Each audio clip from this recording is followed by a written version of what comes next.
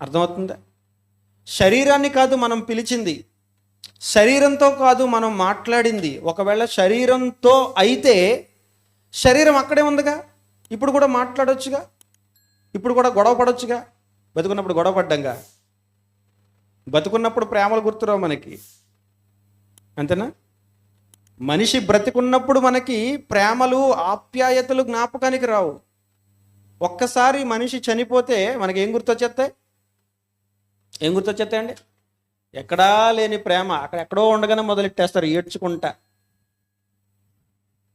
సరే, మృతదేహం దగ్గరికి వచ్చేటప్పుడు అక్కడి నుంచి వచ్చేస్తుంది. బతికున్నప్పుడు మాత్రం తిన్నావా, ఉన్నావా, ఆరోగ్యం ఎలా ఉంది, ఇవేమి పట్టించుకోరు. బ్రతికున్నప్పుడు ప్రేమలు గుర్తురావు, మరణించగానే ప్రేమలు గుర్తొచ్చేస్తాయి.